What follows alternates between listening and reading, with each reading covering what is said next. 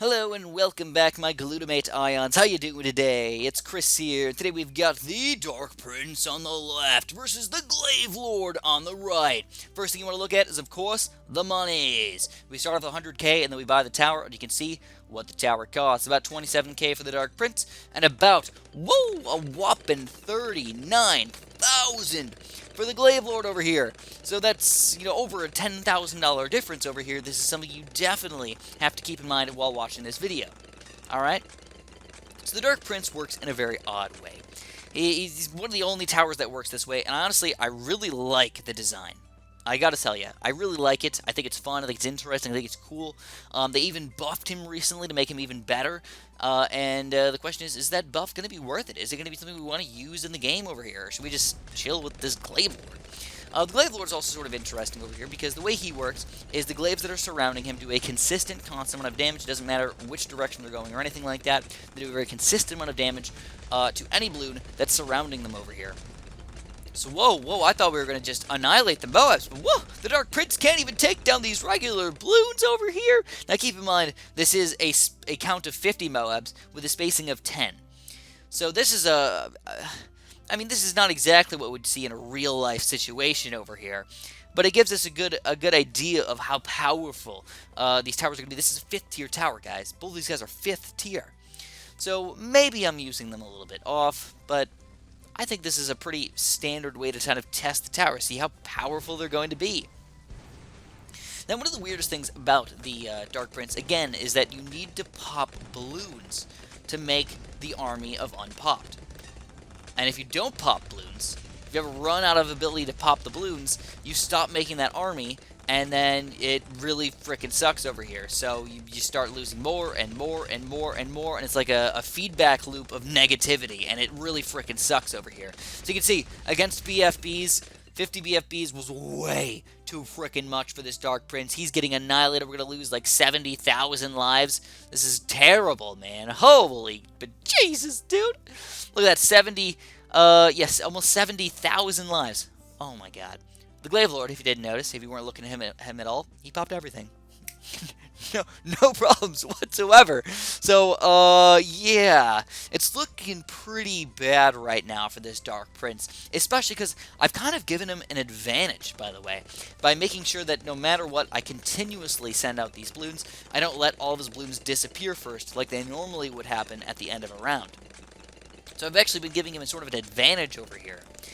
So again, you do have to keep in mind the price difference over here, but so far, it has not been going in the way of the Dark Prince. I sent out some extra ceramic balloons to even give him a little bit of extra bonus, a little extra boost over here to sort of help out a little bit. Basically, by sending out ceramics, I was giving him more balloons to pop, which was hopefully giving us more unpopped army. And it still just didn't help over here. So the Glaive Lord pops his Oh My God down into Moabs over here, but we still end up losing about 10,000 lives. It's going to be surprisingly very similar for this Oh My God, even though we only get it down to this Oh My God layer. We don't even pop this Oh My God layer over here. So yeah, just rough for both these guys. You can tell against the higher tier balloons, they're really not that good. Actually, we lost about 17,000 for that, so that was a little bit more than I thought, to be honest. Didn't realize this Oh My God and BFB layer counted for so much lives.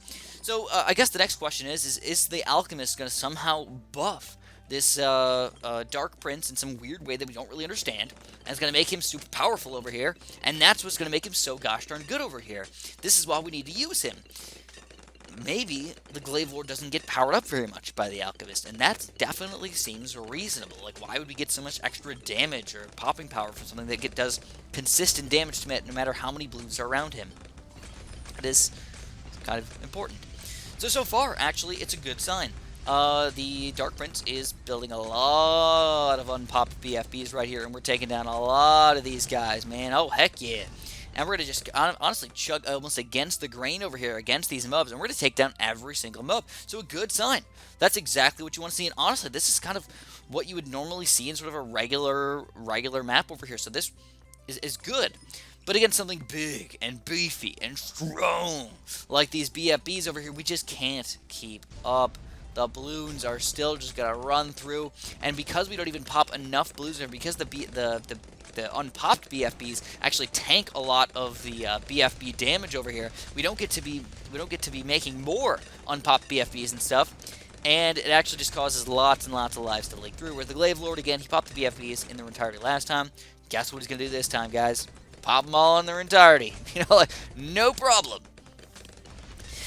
So, after all of this, after all that we've seen so far, I would definitely say Glaive Lord. Go for the Glaive Lord if you can afford him. But we have one more interesting test right here. Whoa! DDTs! Oh, I never would have thought that. The unpopped army against very standardly spaced, standardly played DDTs over here, like around 95 DDT rush or something like that. We're actually owning it pretty hardcore.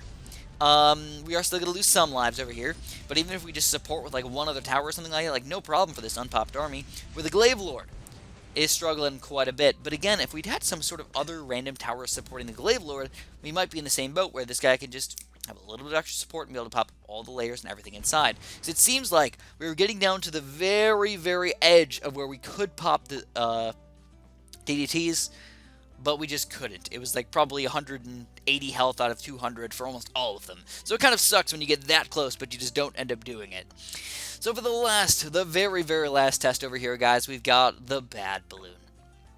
And I'm just going to be straight with you guys. They both suck against the Bad Balloon.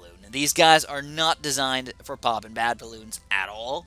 Highly recommend against even trying to pop the Bad Balloon with this thing. So if you're ever struggling to beat round 100, don't build either of these guys. They're not designed for it at all. But in the end, I will say that while I do like the Dark Prince, and I think he's a fun and interesting and cool tower, and I still think he works pretty reasonably well in regular levels, he's definitely not as powerful as the Glaive Lord, because the Glaive Lord is going to do the exact same thing against Moabs and BFBs and everything on most maps. But positioning is going to be more important for your Glaive Lord. You definitely have to put him in a spot where his Glaives are going to be, you know, rotating around and hitting things right next to him, where the Dark Prince has the entire area for him to work with over here. If you enjoyed my video, make sure you press that like button, subscribe if you haven't, hit the little bell notification button, man. Do that too if you want to see all these cool videos coming out. And of course, have a super duper delicious day.